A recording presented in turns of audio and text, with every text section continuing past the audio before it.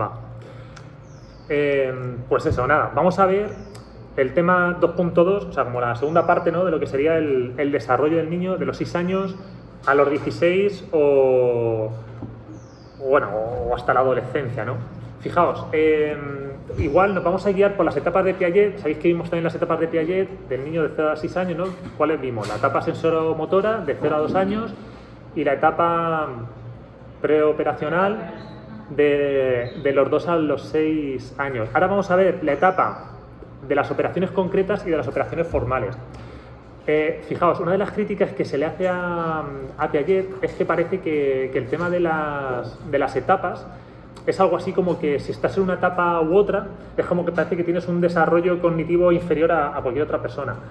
Y esto sí que se ha visto que es complicado porque, claro, hay algunas personas que aún pueden estar dentro de lo que sería o tener un pensamiento muy anclado a la realidad, como pueden ser personas de otras etnias o de otras culturas, y no quiere decir que estén en un desarrollo cognitivo inferior, ¿no? Simplemente quiere decir que, bueno, pues dado el contexto, dada la cultura, dada la etnia, ¿no?, pues nos encontramos con este tipo de personas, ¿no? Pero bueno, de todas maneras, a pesar de la crítica,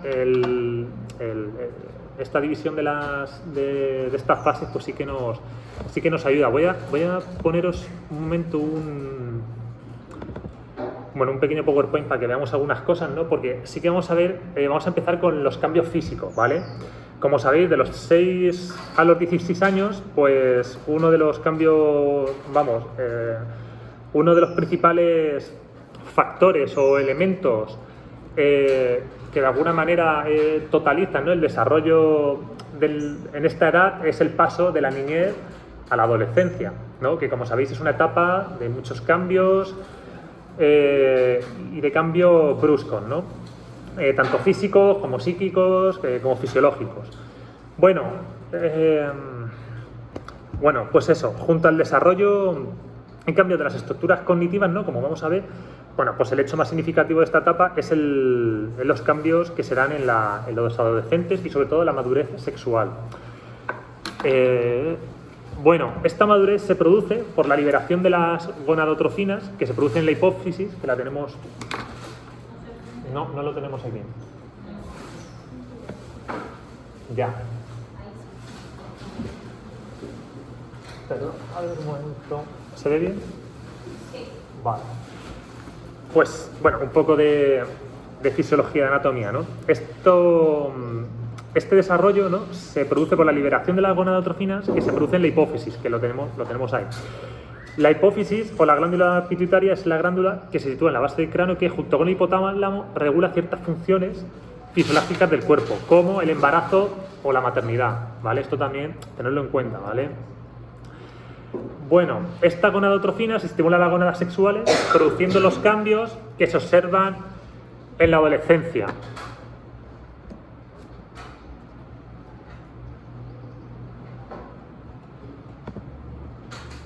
Bueno, ahí os he puesto algunas fotos que iremos viendo, espero que se vean bien, para ver un poco los diferentes cambios, ¿de acuerdo? Ahora las iré pasando. Bueno, con la llegada de la pubertad, los chicos crecen 10 centímetros al año y las chicas 9 centímetros. Fijaos estas diferencias que hablábamos en la otra etapa, ¿no? Diferencias entre hombres y mujeres. El crecimiento se produce igual, ¿no? Se produce a través del eje vertical, lo que hace también que, bueno, pues haya una serie de movimientos torpes, ¿no?, a la hora de practicar deporte, por ejemplo. Se observan diferencias en el desarrollo de chicas y chicos, ¿no? Con relación a los chicos, pues les crecen los órganos sexuales, vello púbico y facial, se incrementa la musculatura y le cambia la voz, que sabéis que los chicos tienen una voz más grave. Pues te cambia, ya está. Sin más. O sea, lo que te estoy contando es por el desarrollo, ¿no?, por la madurez. Y bueno, por último, crece vello en las axilas y en el pecho. En cuanto a las chicas, les crece el pecho y aparece el vello púbico. La acumulación de grasa en determinadas zonas, como la cadera, hace que el cuerpo pues ya vaya tomando la forma de una persona adulta, ¿no? Maduran los órganos sexuales y la etapa finaliza más o menos con la llegada de la menarquía a los 12 o los 13 años. La menarquía es la primera regla, para que nos entendamos. Bueno, aquí, fijaos, en esta foto... ¿En qué país es menarquía? ¿En qué país? Es un término científico. O sea, en todos. Fijaos, bueno, ahí no sé si se ve muy bien, pero... No se ve bien, la verdad. Pero bueno, lo leo. O sea, quiero que nos fijamos aquí un poco para que veáis los tiempos. Las chicas se desarrollan antes que los chicos. Si tienes una pubertad adelantada, empiezas a los 9 años y terminas por lo que hemos dicho, 12 o 13. Y lo normal es que empieces a los 10 años más o menos. Y bueno, lo más tardío podría ser a los 14 años, ¿no? Pero bueno, lo normal es que sea alrededor de los 10 años. Y los niños, bueno, pues lo mismo. Lo normal es que sea alrededor de los 11, se puede adelantar a los 10 y como muy tarde a los 16 años. ¿De acuerdo? Bueno, para que lo tengamos en cuenta, ¿no? Bueno, estos cambios físicos, fisiológicos y psíquicos, como nos podemos imaginar, pues van de la mano de cuestionamientos sobre la propia imagen corporal, la imagen personal, la imagen que damos a los otros, qué relación tenemos con los otros, qué pide la sociedad de nosotros, qué tenemos que darle a la sociedad, etcétera. Algunos de estos problemas pues vienen pues, de nuestra imagen corporal, no de la percepción del yo, etcétera. Fijaos, sabéis que algunos de los problemas que surgen en esta etapa tienen que ver también, bueno, pues sobre todo con esa imagen que tenemos de nosotros mismos, ¿no? También con esa imagen, ¿no? Que la relacionamos con qué es lo que se pide en la sociedad, ¿no? Y sobre todo que tiene que ver mucho bueno, pues con los gustos o con la idea de belleza, ¿no? La idea de lo bello. Bueno, mira, esto es un test que se pasa, ¿no? Cuando, sobre todo cuando intentamos diagnosticar la bulimia y la anorexia. Y entonces, bueno, fijaos, ¿no? O sea, el test es muy simple, ¿no? La idea es ver el test y decir, bueno, ¿con qué te identificas, no? Bueno, pues a estas edades sí que suele haber como un trastorno de esa imagen que tenemos, ¿no? Y entonces, pues a veces, bueno, pues eso, depende de la situación en la que nos movamos, pues podemos pensar que estamos o más anchos, más delgados, etcétera. ¿De acuerdo? Entonces, bueno, simplemente para que lo tengamos en cuenta, ¿vale? Bueno, como decía, esto guarda, pues eso, relación con los modelos de belleza, ¿no? Donde el hombre, ¿cómo tiene que ser? Pues musculoso, fuerte, alto, y la mujer, pues más delgada, más delicada, ¿no? Ese canon de belleza. Estos trastornos de la adolescencia, que luego se pueden trasladar, ¿no? A la adultez, se han dado por lo general en chicas, pero últimamente también están apareciendo más en chicos, ¿no? En los últimos años pues también se dan en chicos. Bueno, sobre el desarrollo físico, bueno, pues simplemente señalar esto, ¿de acuerdo? Bueno, aquí también os pongo eso, que esta imagen equivocada, ¿no? Que tenemos de nuestro cuerpo, pues nos puede llevar eso a problemas como la anorexia, la bulimia, etcétera, ¿vale? Esto, bueno, pues cositas que hay que tener presentes, ¿vale? Bueno, vamos ya con el desarrollo cognitivo. Bueno, a partir de los 6 años, claro, a partir de los 6 años cada vez el desarrollo cognitivo, la movilidad, el lenguaje cada vez se van integrando más, ¿no? Y cada vez pues se van, de alguna manera, van confluyendo para ir pues aumentando estas cotas, ¿no? de desarrollo de habilidades, de capacidades y de competencias que tiene el sujeto. Bueno, la etapa del desarrollo cognitivo que va de los 6 a los 12 años, ¿vale? O sea, ahora vamos a ver dos etapas, 6 a 12 años, la etapa de las operaciones concretas, y de 12 a 16 de las operaciones formales. Bueno, ¿cuál es la idea de operación? Creo que ya lo vimos otro día, pero bueno, la idea de operación es que el sujeto ya puede empezar a realizar operaciones que no tienen que estar ya tan centradas en la realidad, ¿vale? Sino que ya puede hacer operaciones mentales de manera más abstracta, ¿no? Operaciones virtuales, ¿no? Que no tiene que ver con elementos con los que esté trabajando. Bueno, por ejemplo, aquí el niño ya puede empezar a hacer inferencias, por ejemplo, del tipo de, si por ejemplo tengo un muñeco A, el muñeco B es más grande que el muñeco A y el muñeco C es más grande que el muñeco B, el muñeco C será más grande que el muñeco A. Ya puede hacer esas relaciones, ¿de acuerdo?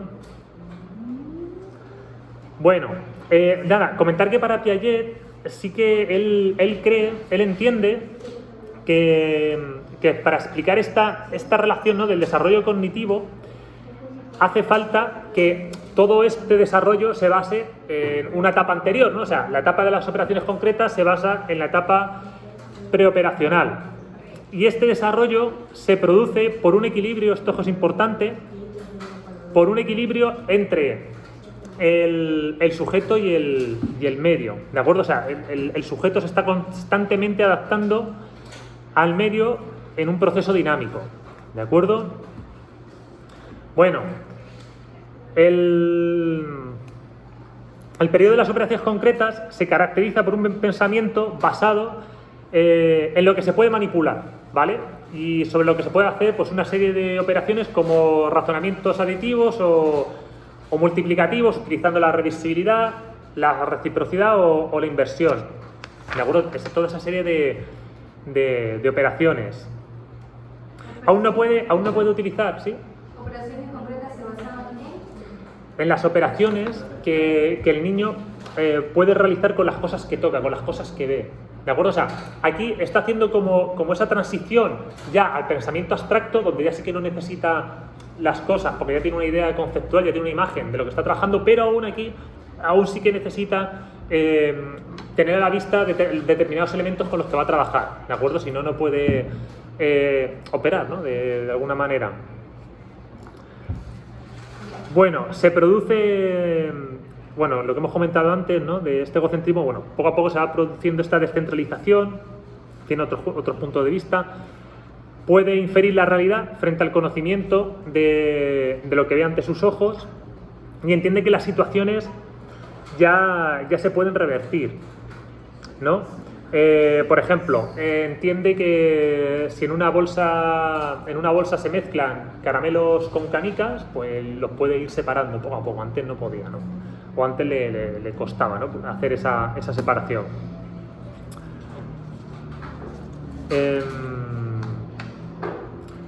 También, por ejemplo, en esta etapa puede trabajar el tema de... O sea, ya se empieza a fijar en diferentes dimensiones.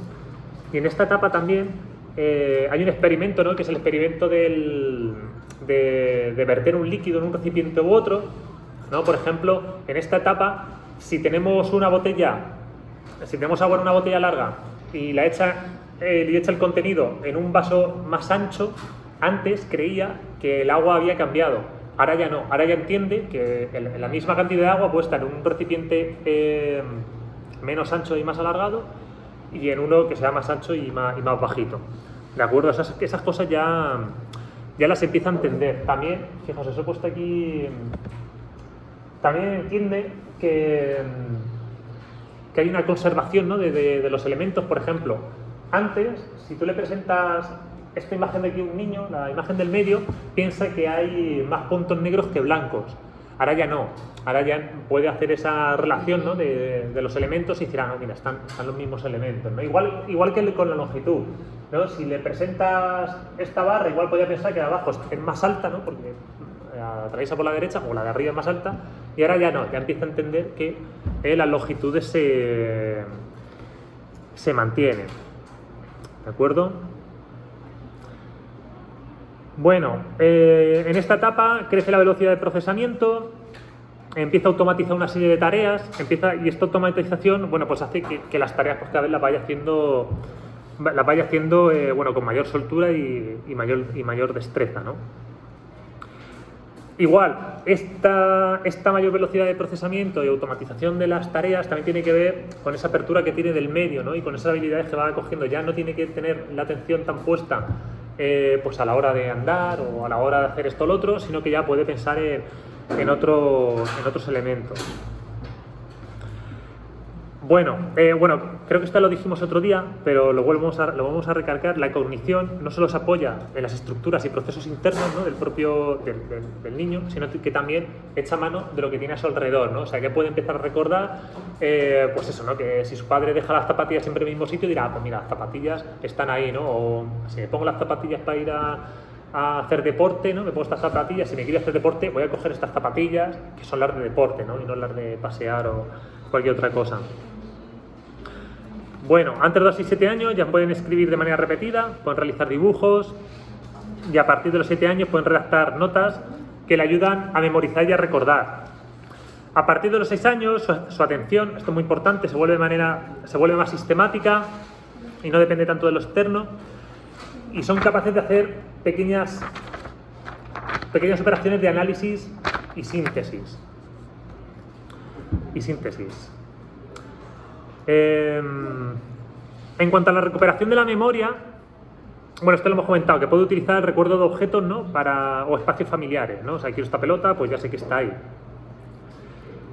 O, por ejemplo, entiende que si quiero comida, o sea, y quiero comida, que por ejemplo es pan, el pan está guardado en un determinado espacio, ¿no? No está en el frigorífico, ¿no? Sino que ya está en un determinado lugar, ¿vale? O sea, estas cosas pues ya las empieza a tener en cuenta. Bueno, algunos ejemplos que os pongo por aquí, fijaos, ¿no? En cuanto al tema de la memoria, una observación que hizo Chi en 1987, una investigación, se dio cuenta de que los niños, o sea, si comparaba la memoria de niños de 8 y 13 años, se daba cuenta de que los niños de 8 años podían recordar y podían organizar mejor la memorización, ¿no? de estas piezas, ¿no? del ajedrez, por ejemplo, que los adultos, por ejemplo, ¿no? O sea, fijaos eso que decíamos, ¿no? De que parece que vas avanzando fases, pero bueno, de alguna manera los niños de estas edades, pues por la atención que se centra, por lo que sea, pues tienen ese desarrollo de la memoria que, bueno. O por ejemplo, bueno, esto lo que quería demostrar es que los niños que se interesaban por un tema, ¿no? Como por ejemplo puede ser el ajedrez, pueden organizar y recuperar la memoria sobre ese tema mejor que los adultos, ¿no? O sea, que de alguna manera el interés o enfocarse, ¿no? en ese interés, pues de alguna manera les hace pues eso, ¿no? desarrollar esa habilidad mejor que los adultos, ¿no? Bueno, y nada, bueno, comentar sobre la memoria que a partir de los 6 años los niños desarrollan lo que podemos denominar la metacognición, ¿no? O sea, que ya son conscientes de su propia reflexión, ¿no? O sea, ya son conscientes de la reflexión que ellos van realizando y son capaces de cambiar, ¿no? O de cambiar la manera de pensar o el sentido, ¿no? de sus pensamientos, ¿no? De alguna manera. Bueno, el pensamiento formal, o sea, del pensamiento concreto, bueno, pues comentar eso, ¿de acuerdo? Pues tampoco nos podemos, o sea, los libros donde he recogido todo esto sí que hablan más cositas y tal, pero bueno, estos son como los puntos principales, ¿vale?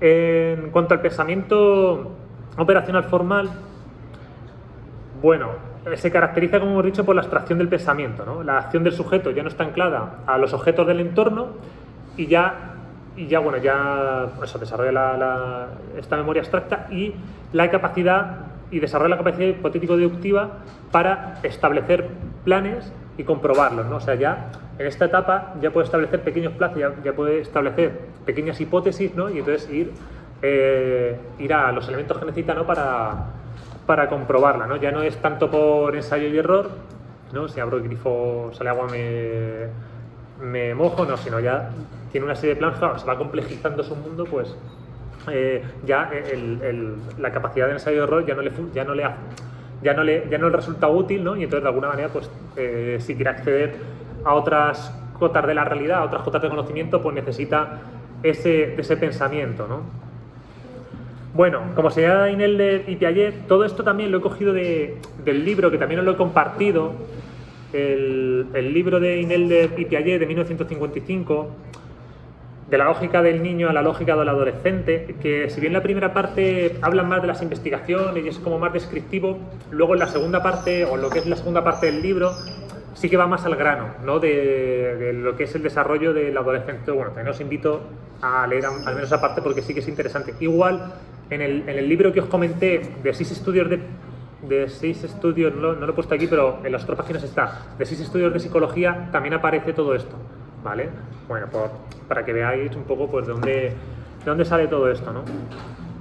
Bueno, la realidad para el niño que está creciendo, ¿no? A partir de los 11-12 años se convierte en un subconjunto de lo posible y de las posibilidades virtuales, ¿no? Que ya no solamente, o sea, ya lo posible no es lo que veo, sino posible es también lo que me puedo imaginar. O sea, ya podemos jugar, ¿no? con la realidad sin lo concreto, ¿no? Ya con, pues eso, ¿no? Con lo abstracto.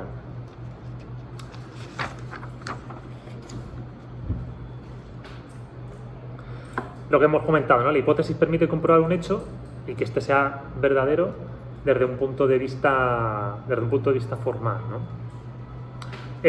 Bueno, el pensamiento formal permite realizar conjeturas con conceptos que son contradictorios y, por ejemplo, estos conceptos no contradictorios al final son el conjunto de las transformaciones reversibles para que la composición de una operación y su inversa desemboque en un producto llamado idéntico o nulo. Bueno, esto quiere decir que al final, que mediante la reversibilidad podemos llegar también a conocer conceptos que son posibles según lo que conocemos, ¿no? Y con estos conceptos podemos realizar la hipótesis, ¿vale? O sea, fijaos, ¿no? Qué manera ya qué forma de abstracción que tiene la capacidad del niño a estas edades. Bueno, eso. Claro, fijaos, el niño, que esto lo indico también aquí, distingue tres planes. Lo real, ¿no? Lo que considera como real, lo material, ¿no? Lo que puede tocar, lo que puede manipular, y luego lo estructuralmente posible, ¿no? O sea, la realidad ya le dice qué cosas pueden ser posibles y qué cosas pueden ser no posibles, ¿no? Dentro de su espacio. Dime, Wendy. Sí, profe, es que no queda clara con la reversibilidad. Sí, o sea, la reversibilidad quiere decir que ya su pensamiento no es como que solo va para adelante, sino que puede volver hacia atrás. Por ejemplo, pues eso, ¿no? Imagínate, desarrollo un plan, ¿no? Voy a ver de qué manera me puedo subir a este árbol. Antes el niño más pequeño, ¿qué haría? Probar hasta que se suba, ¿no? Pero no analizaría qué son las cosas que ha hecho mal o bien para poder subirse. Bueno, este ejemplo igual es un poco... Pero... claro, puede volver a la hipótesis de partida. Puede volver a la hipótesis, o sea, la idea es que puede volver sobre sus pensamientos. Antes no podía. Pero ahora sí. Ahora ya puede volver, que esto que nos parece tan sencillo para nosotros, que es algo que nuestro cerebro ya lo hace de manera natural, pero antes el niño no. Ahora sí, ¿no? Ahora sí que puede volver sobre sus pasos, ¿no? O sea, tiene un pensamiento reversible, ¿no? Y entonces ya puede volver a idear, puede volver a planificar, puede ver qué ha hecho mal, qué ha hecho bien. Si tiene que ver con un desarrollo cognitivo, puede ver sobre su pensamiento qué es lo que ha hecho mal o bien, o se tiene que pensar de otra manera. O sea, ya aquí todo se vuelve como mucho más complejo. ¿De acuerdo? Bueno, como os pongo aquí más abajo, la diferencia entre el estadio concreto y el formal reside en que en el estadio concreto los sujetos pueden establecer relaciones sumatorias o multiplicativas, ¿no? Sobre los objetos, y en el estadio formal los objetos pasan a representarse por proposiciones que se ubican en una red de operaciones reversibles. ¿Esto qué quiere decir? Bueno, mira, fíjate, aquí te explico lo que te expliqué antes. Que esto quiere decir que podemos volver al punto de retorno y comparar, bueno, pues entre diferentes operaciones. También el tema de que se represente por proposiciones quiere decir que ya no solamente nos estamos basando en la mesa, que la tengo aquí, o en la mesa, sino que ya tenemos el concepto de mesa, ¿vale? O el concepto de lanzar, o el concepto, ¿vale? Ya no es un concepto anclado a algo material, sino que ya se convierte en un concepto abstracto, ¿de acuerdo? Fijaos, esa es como la principal, o de las principales diferencias, ¿vale? Bueno, en un primer momento se pensaba, y esto también, bueno, con la moral creo que se pensaba algo parecido, que a este estadio ya a la edad de 15 años se alcanzaba, pero luego nos dimos cuenta, bueno, se dieron cuenta, ¿no?, que puede tardar un poco más, ¿no? O sea, que no hay un desarrollo que a los 15 años diga ya tienes el estadio de las operaciones formales completo, sino que puede durar, bueno, pues hasta los 20, 21 años, y lo que hemos comentado antes, puede depender del medio, del contexto, de los estímulos, etcétera, ¿de acuerdo?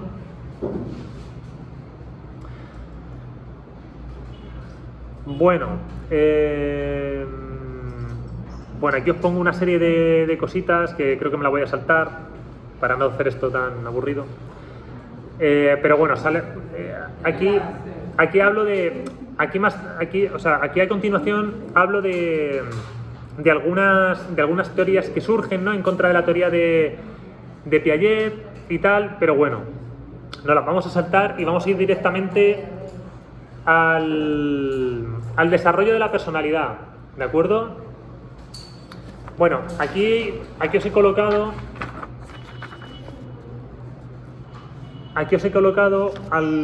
diferentes teorías sobre el desarrollo de la personalidad.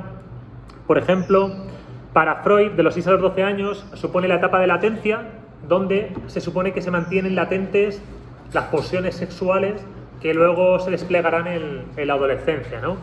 Para Erikson, esta etapa, bueno, él la define como la etapa de laboriosidad, donde aprenden lo que necesitan para alcanzar la adolescencia, ¿no?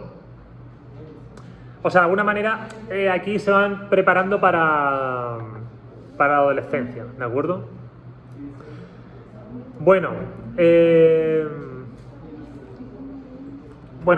para entender el desarrollo de la personalidad y de las interacciones sociales es muy importante entender cómo se desarrolla la moral en esta etapa, ¿de acuerdo?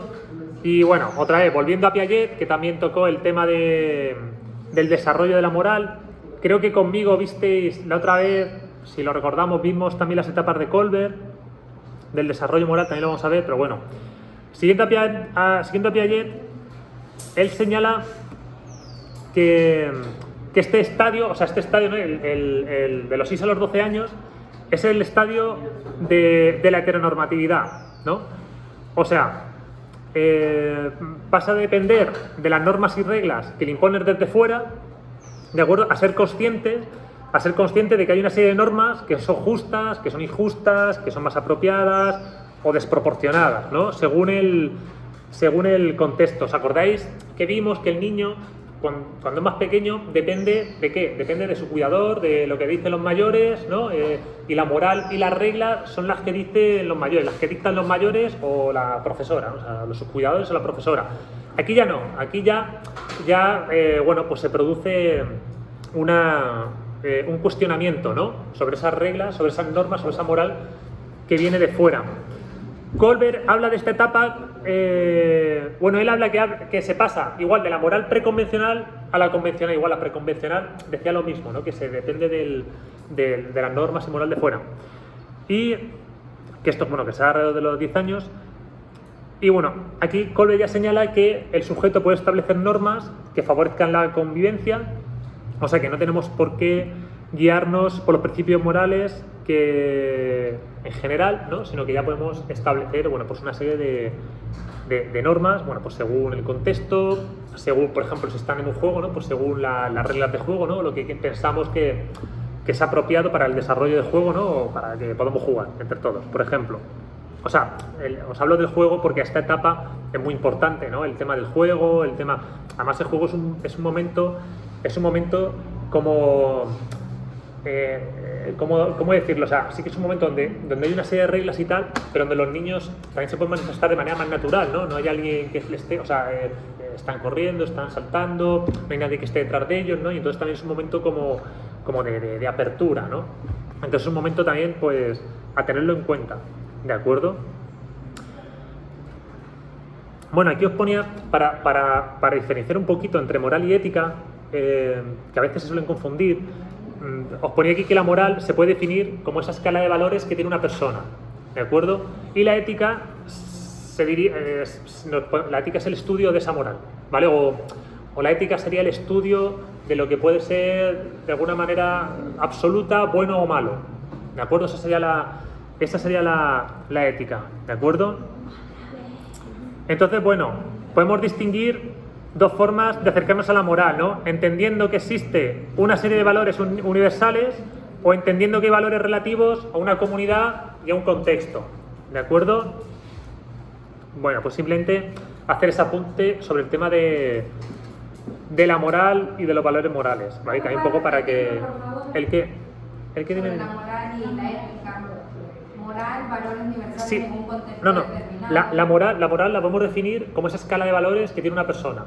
A ver. O sea, la moral sería tu moral o mi moral, ¿vale? O a lo mejor podemos hablar de una moral comunitaria, por ejemplo. Sí, o a lo mejor podemos hablar de una moral comunitaria basada en una visión y valores, por ejemplo, ¿no? Mientras que la ética. Pero la ética sería como ese estudio de esa moral, ¿no? Claro, hay en ese estudio de esa moral, ya no puedes estudiar solo cuál es tu moral y cuál es la mía, o confrontarlas, ¿no? Sino que ya de alguna manera te tiene que llevar a ese estudio universal, ¿no? O absoluto, categórico, de lo que sería el bien y el mal, ¿no? ¿Qué es el bien? ¿Qué es el mal? ¿O qué es hacer el bien? ¿O qué es hacer el mal? ¿no? Claro, ya no puedes depender solo de los puntos de vista subjetivos, porque si no, o sea, ya tienes que basarte pues en una serie de, no sé, ¿en qué objetivo persigue esta comunidad? Bueno, pues según este objetivo, esto es bueno y esto es malo, por ejemplo, ¿no? Etcétera. Simplemente es un apunte, ¿vale? Para que lo tengamos en cuenta. Ok. Bueno, en realidad, relacionado con el desarrollo de la personalidad, va el conocimiento de sí mismo, ¿vale? Otro de los puntos. El niño, a partir de los 6, 8 años, ya se puede empezar a describir a sí mismo de manera más delimitada, ¿vale? Tiene conciencia de sí y puede describirse, ¿no?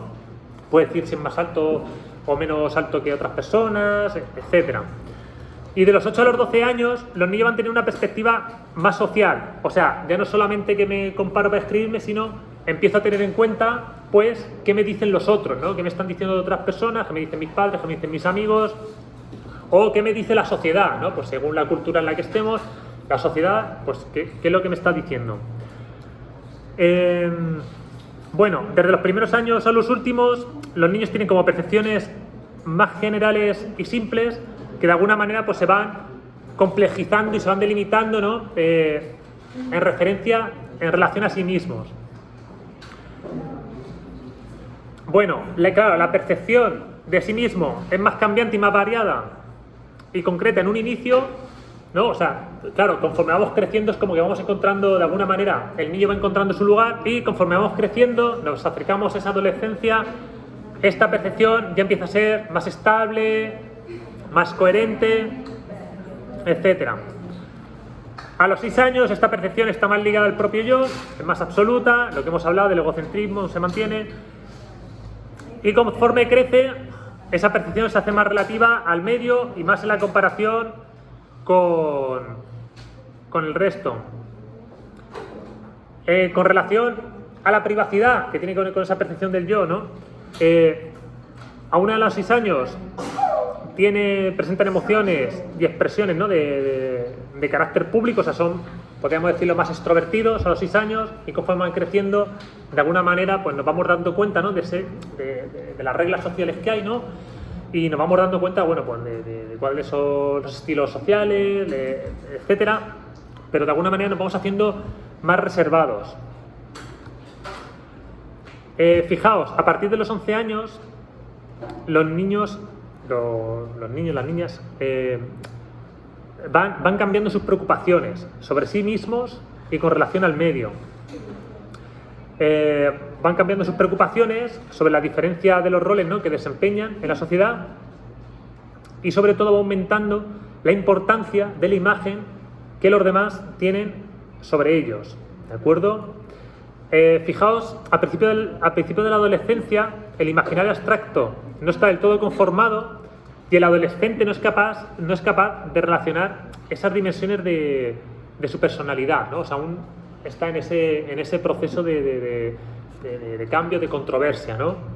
En el mismo. Pero con la llegada más o menos de los 15 años, aquí cuando hablemos de fechas, sabéis que la cosa puede variar. Entonces, bueno, así que se van pues estableciendo una serie de formas de comportamiento, etcétera. Pero bueno, que al final, en esta etapa, por los cambios que se suceden, etcétera, bueno, pues es una etapa donde se suceden estas crisis de identidad, ¿no? De quién soy, quién qué quiere mis padres que sea, qué quiere la sociedad que sea, etcétera, ¿de acuerdo? O sea, todo eso, bueno, que lo tengamos en cuenta, ¿no? Que la etapa de la adolescencia es un momento un poco complicado, ¿no? Del desarrollo, ¿no? de los alumnos, de los estudiantes. Fijaos, el egocentrismo del que hablábamos. En 1967, David Elkin escribió un artículo y señala dos... esto es algo de lo que seguimos hablando, ¿no? Señala dos elementos que tienen que ver con ese egocentrismo que aún arrastramos, ¿no? De cuando somos de cuando somos más pequeños, ¿no? Él habla de que el adolescente tiene una audiencia imaginaria, ¿no? ¿Esto qué quiere decir? Que el adolescente cree que es el foco de las miradas o de las cosas que dicen las otras personas, cuando en realidad, pues la mayoría de las veces lo más seguro es que no sea así, ¿no? O sea, no es así.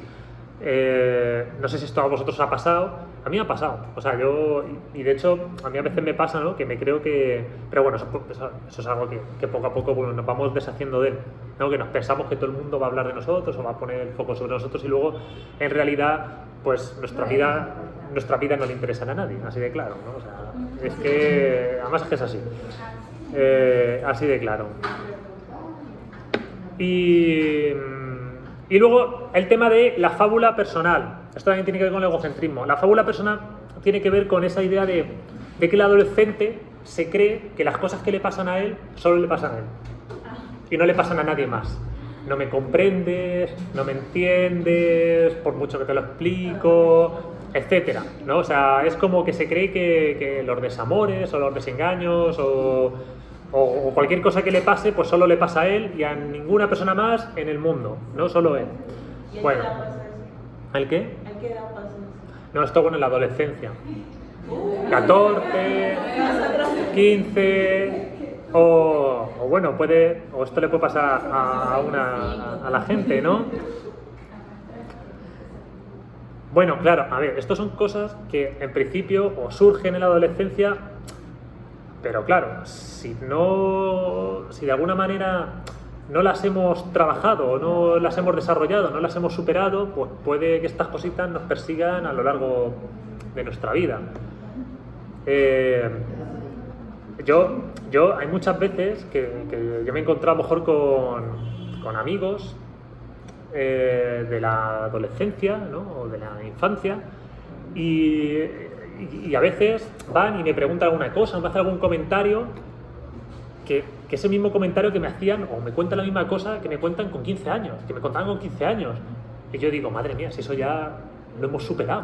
O sea, ya no me hables de eso, no me hables de eso porque no sé qué contestarte. O sea, tengo ya 30 años, eso ya es, no sé, para mí pertenece ya un poco como a mi adolescencia, ¿no? Pero como hay gente que, o eso es algo que yo he percibido, ¿no? Que aún de alguna manera está como un poco como anclada, ¿no? A ese momento del pasado, ¿no? O que no se ha conseguido de alguna manera desprender, ¿no? O sea, yo ese momento para mí, por ejemplo, mi adolescencia o mi etapa en el instituto o incluso en la universidad, lo miro como un momento de mi vida que lo analizo, pienso en él, intento incluso aún sacar conclusiones de toda esa etapa, pero no como un espacio donde uno esté o no sé, o yo todo eso ya lo he superado, ¿no? O sea, yo con mis amigos ya no hablo de cosas que pasan en la universidad, a no ser que la vayas a recordar, ¿no? De, ¿te acuerdas cuando pero no como algo que estás viviendo aún, ¿no? No sé si me explico. No sé si me he conseguido explicar, pero bueno. Nada, un pequeño apunte. Espero que este vídeo no lo vea nadie, ningún amigo de la infancia o la adolescencia. Bueno, la autoestima. Bueno, como veis, todos estos temas están relacionados, ¿de acuerdo? Bueno, ¿cómo podemos definir la autoestima? Yo pongo aquí que la autoestima sería como esa valoración de sí mismo, ¿no? O sea, cómo nos estimamos a nosotros, ¿no? ¿Qué estima tenemos sobre nosotros? ¿Qué pensamiento tenemos sobre nosotros? ¿No? ¿Cómo lo valoramos también, ¿no? ¿Qué valor nos damos según qué actividades o según qué contextos con relación a los otros? Bueno, esta valoración yo creo, o pongo aquí, que se puede dar en tres ámbitos, ¿no? En cuanto al aspecto físico de la persona, en cuanto al aspecto social y en cuanto al ámbito académico. O sea, yo creo que estos son estos tres ámbitos que son como los que en la época de la adolescencia nos importan más, ¿no? El físico, lo social y también lo académico, ¿no? O sea, de alguna manera, en la etapa de la adolescencia vamos al colegio, vamos a la escuela y y es nuestro trabajo, ¿no? O sea, es nuestro trabajo con el que de alguna manera nos podemos sentir identificados o no, ¿no? Cuando se nos ponen un 8, un 9, nos suspende, o sea, de alguna manera nos sentimos identificados con ese trabajo que estamos haciendo, ¿no? Entonces, bueno, de alguna manera pues también el ámbito académico también es parte de esa autoestima, ¿no? ¿Nunca habéis sentido en clase que a una compañera le han puesto un 8 y a vosotros un 6 y os sentíais minusvalorados?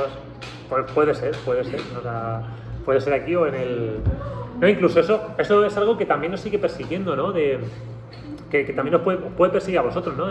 La idea o sea, podéis estar aquí, ¿no? Y a mi compañera le han puesto un 8 y a mí un 6, ¿por qué? ¿No? Y de alguna... ¿El qué?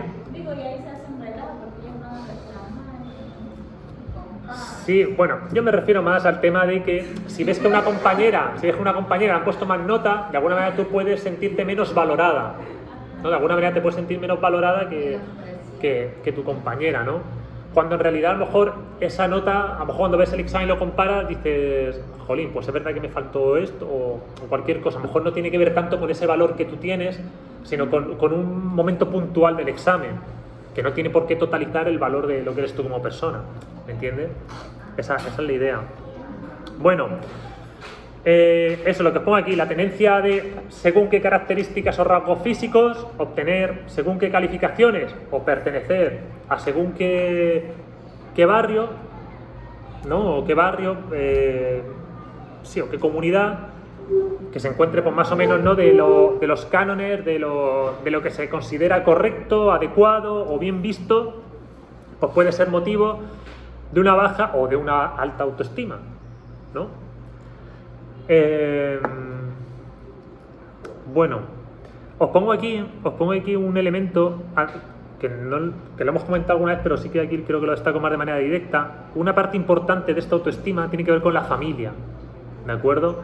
En realidad con la familia tiene que ver casi todo o todo, no lo que nos pasa en la infancia y la adolescencia. Pero bueno, el tema de la autoestima, bueno, pues sí que se destaca como algo importante, ¿no? En el desarrollo del niño, ¿no? Pues eso, una familia abierta, una familia con un carácter, por ejemplo, democrático, ¿no? En casa, ¿no? Pues donde se anime al niño a hablar, a expresar sus opiniones, a expresar sus sentimientos, ¿no? Donde se le pregunta al niño, ¿qué tal el colegio? ¿No? ¿Cómo te has sentido hoy en el colegio? ¿Qué has hecho hoy? ¿No? Etcétera. No, pues siempre será una familia, ¿no? O siempre va a ser un entorno pues más favorable que cuando el niño llega a casa y nadie le hable, nadie le pregunte qué tal está o qué ha pasado en el colegio o se preocupe por las tareas, ¿no? que tenía que hacer, ¿no? Por ejemplo, mi padre, no sé si todo habría que decirlo, bueno, la voy a decir, no pasa nada. No pasa nada. No, por ejemplo, mi padre, a lo mejor, o mi madre, pues no me preguntaban cómo te has sentido hoy en el colegio. A lo mejor eso no me lo preguntaban. A ti tampoco preguntan. Pero, bueno, pero sí, por ejemplo, ellos me preguntaban qué tareas tienes, ¿no? ¿Qué actividades tienes, ¿no? ¿Qué tienes que hacer hoy? ¿No? Entonces, bueno, pues era una manera, ¿no? también de interesarse por lo que estabas haciendo. A ver, es cierto que no es lo mismo preguntar qué deberes te han mandado, qué tareas tienes para casa, que cómo te sentiste hoy en el colegio. Es cierto, o sea, una cosa tiene que ver más, bueno, pues con tu trabajo que tienes que hacer y lo otro con, pues eso, con tus emociones, ¿no? Y es cierto que yo creo que como sociedad, no sé si aquí, yo creo que aquí también, pero yo creo que pasa en España también, nos cuesta, yo creo que nos cuesta como el tema de trabajar las emociones, ¿vale? Es una cosa como que siempre se ha dejado de lado y no se ha hablado mucho, pero yo creo que sí que es interesante, ¿no? O sea, sí que es interesante e importante, no sobre todo con los niños pequeños, con los adolescentes, preguntarles cómo te has sentido, etcétera, cómo te has sentido en este contexto, cuando has sido... O sea, yo creo que sí que es algo que deberíamos reflexionar sobre ello, ¿no? Y sí que ponerle foco e intentar trabajarlo, ¿no? Intentar trabajarlo. O sea, porque al final la educación no tiene que ver solamente con esa transmisión de conocimientos, sino tiene que también que ver, pues eso, cómo tratas al niño, qué lugar ocupa el niño, ¿no? Dentro del aula, por ejemplo, lo que hemos hecho al principio del aula, que os he preguntado, ¿cómo queréis el examen? ¿No? Podría haber llegado y haber dicho, examen tipo test. Pero bueno, en realidad me da igual poner el examen tipo test o preguntaros a vosotros qué tipo de examen queréis, ¿no? Fijaos, ese pequeño movimiento ya de alguna manera hace que estéis un poco más involucrados en el aula, ¿no? Sientas que tu opinión importa. Que sientas que tu opinión importa, que es valorada, ¿no? Y que se tiene en cuenta. Claro, hay cosas que no podemos cambiar. El sílabo no se puede cambiar, os tengo que contar esto. Pero podemos cambiar, dentro de los márgenes, podemos cambiar esa pequeña evaluación que podemos hacer, ¿no? Bueno. A ver, dos cosas importantes en la autoestima. Ojo, esto es importante. Dos elementos importantes en la autoestima. Uno, una cosa que se llama el locus de control o lugar de control. En la literatura, locus de control. En la literatura anterior, en la literatura a lo mejor de los años 90, años 2000, se le llamaba, o yo sí que encontré artículos se habla del locus de control. Ahora veremos qué es esto. Y otra cosa importante, el sistema de atribución. ¿Qué es el locus de control o lugar de control? Bueno, el locus de control tiene que ver cómo percibimos nosotros que controlamos una cosa. ¿De acuerdo? Por ejemplo, esto se ve muy bien con un ejemplo.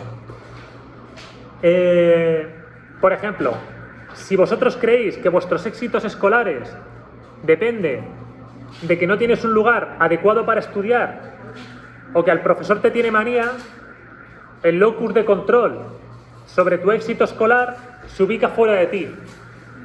O sea, mi éxito depende del profesor que me tiene manía o del lugar donde estudio, que no lo puedo cambiar y bueno, pues es así, ¿no? Eso sí es un locus de control externo, porque es externo al propio sujeto. El locus de control interno, ¿qué será? Por lo contrario, ¿no? O sea, el locus de control interno tiene que ver con la capacidad o con la atribución que hacemos a nuestros esfuerzos y nuestras capacidades de nuestro éxito escolar.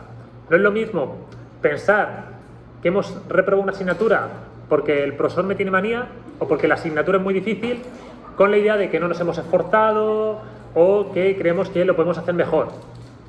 ¿De acuerdo? ¿Vale? Esa es un poco la idea del locus de control. ¿No? Por ejemplo, imaginaos, he suspendido, qué mala suerte tengo, ¿no? Es como, bueno, he suspendido porque tengo mala suerte. No, has suspendido pues porque te han puesto este examen, te han puesto estas preguntas y no te las has estudiado. Ya está, ¿no? Punto. Pero pueden ver los dos factores también. Sí, claro, ojo, un locus, muy bien, un locus de control externo interno no, o sea, un locus no tapa al otro, ¿no? Por así decirlo.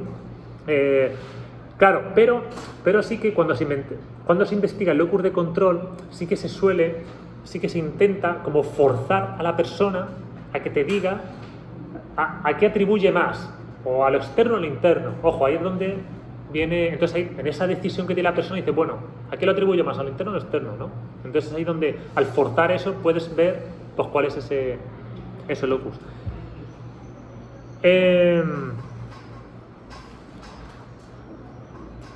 El sistema de atribuciones es parecido al locus de control, o sea, tiene que ver a qué atribuyes tu éxito escolar. Por ejemplo, yo os digo,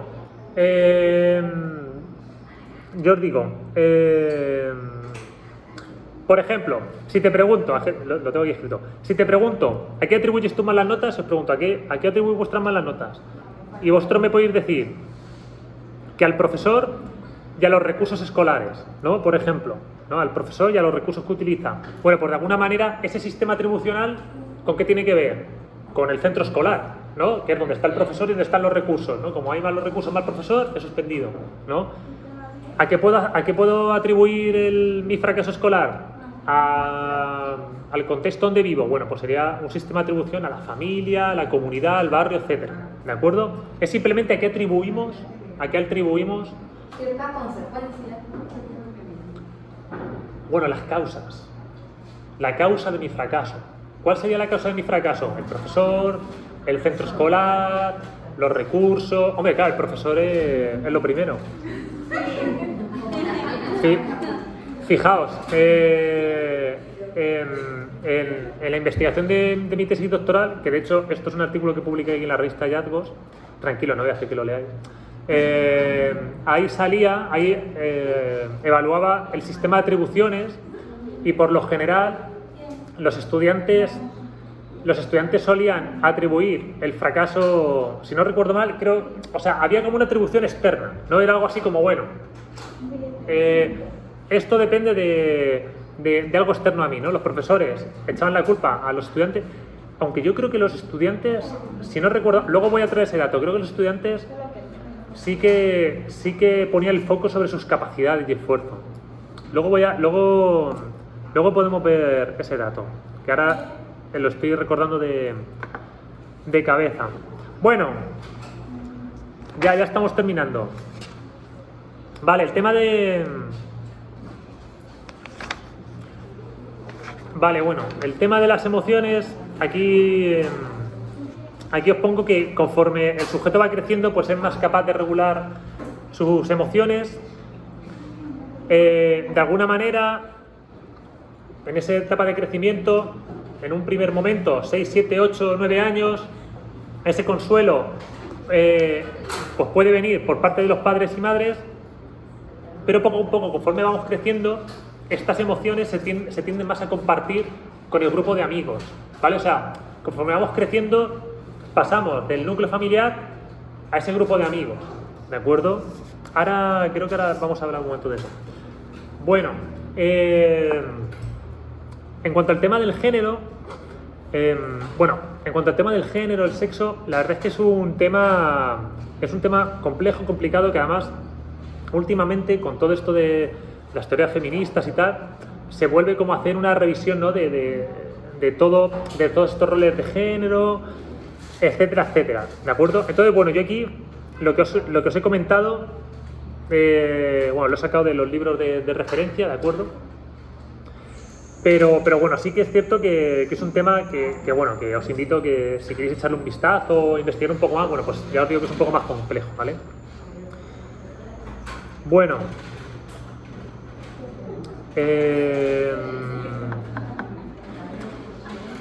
a partir de los 4 años ya se empieza a dar, a ver, chicos, a partir de los 4 años se empieza a dar una constancia del género. ¿Qué quiere decir esto?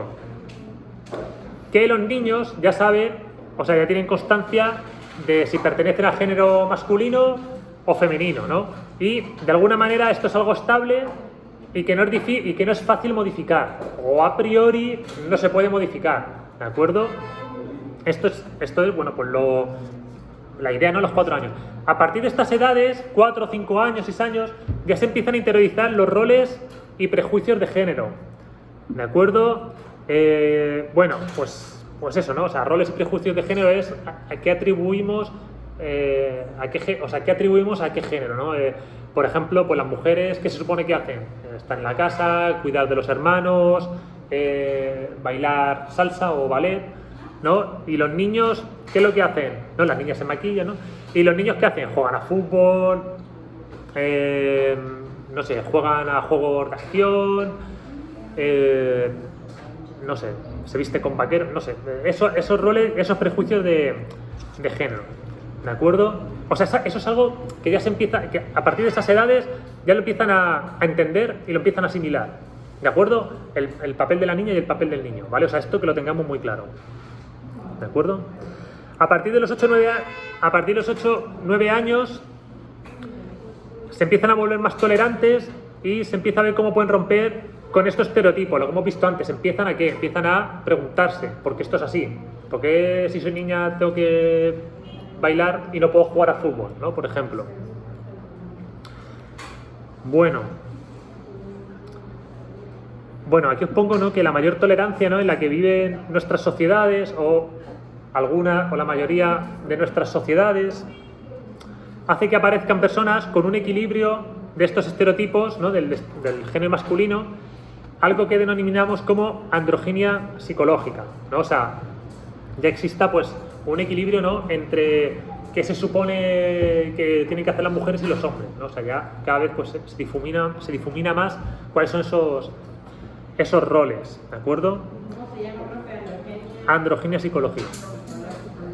Bueno, la idea de esto es que tenemos que intentar, bueno, tenemos que intentar no, hay que educar a los niños no en un rol determinado. O sea, las mujeres pueden hacer cualquier cosa que se propongan, ¿vale? Pueden ser científicas, pueden conducir un coche. Hace poco veía un anuncio en internet que decían, ahora ya las mujeres en Ecuador pueden conducir un coche. Digo, ¿y qué pasa? ¿Que antes no tenían manos y no podían? Pues claro, y ahora y siempre han podido. Y entonces, bueno, que tengamos esto en cuenta, que desde muy tempranas edades pues empiezan a tener en cuenta estos roles que además ellos mismos empiezan a ver si lo digo, empiezan a reproducir, ¿de acuerdo? Bueno, con el tema, sobre el tema de, yo digo, sobre el tema este de género, la verdad es que es muy interesante, pero vamos, tampoco podemos comentar más porque se nos va la hora.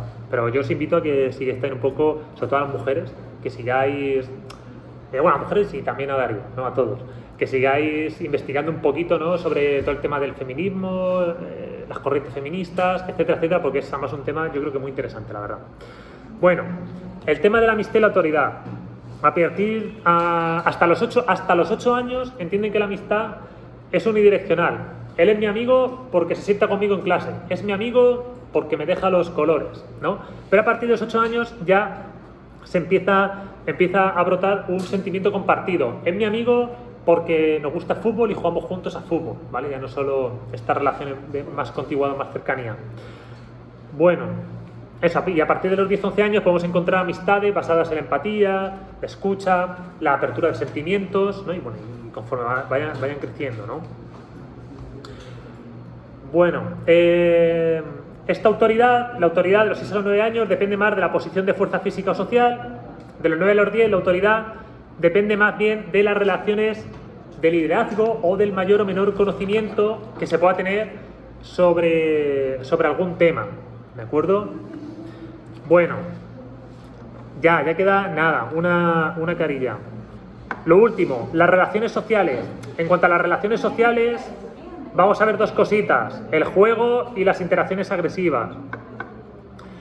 Bueno, el juego es la forma básica de socialización, ¿vale? Es el momento donde los chavales se controlan entre ellos mismos, con sus reglas, y no hay nadie que les esté observando y se comporta pues, de manera más natural, ¿no? De manera más extrovertida, ¿no?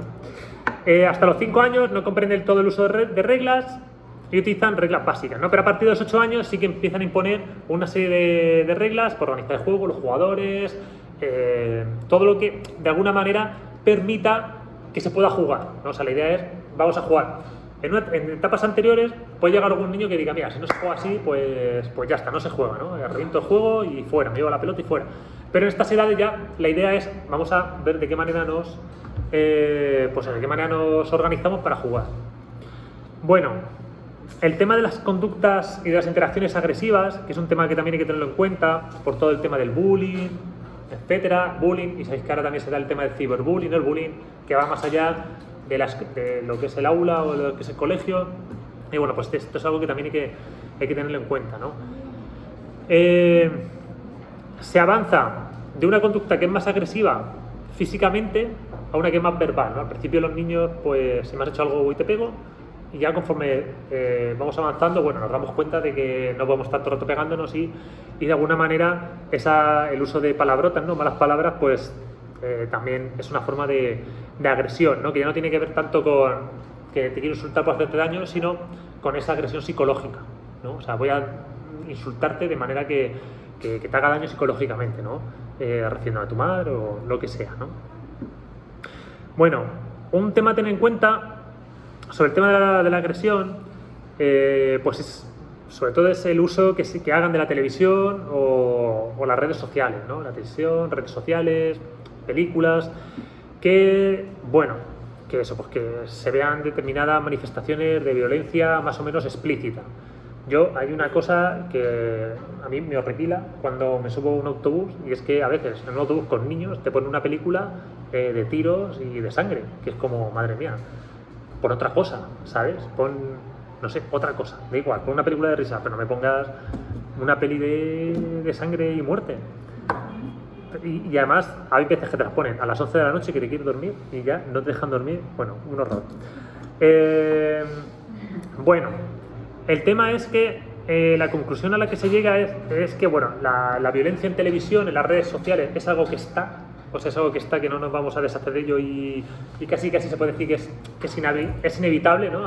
A pesar de los controles parentales, de los televisores y tal. Hoy en día los niños tienen acceso desde cualquier lugar, ¿no? a estos tipos de violencia explícita y bueno, sí que es cierto que esto puede dar paso a una conducta agresiva, pero en realidad lo peligroso no es tanto esa manifestación de violencia, ¿vale? Sino las otras manifestaciones de no violencia que no se dan, ¿de acuerdo? O sea, la idea no es que porque tú veas una película no se iba a decir Jackie Chan, pero igual Jackie Chan ya no hace películas, no sé, no se trata de que veas una película de pegarse o de tiros y tal, o donde las personas se tratan mal, sino de que no tengas acceso a otros modelos. Claro, si no tienes acceso a otros modelos, te crees que la realidad pues es eso, ¿no? Los señores que se pegan y se insultan. Entonces, bueno, la idea es tener acceso a otros modelos y también explicar a los niños que eso es ficción, que eso es realidad, o, bueno, en el caso que se vean vídeos de violencia explícita de dos personas que se han pegado, decir, bueno, esa no es la manera de vivir en sociedad. Esa es la idea, ¿de acuerdo? Y ya. Eso era lo último que os quería comentar. ¿De acuerdo?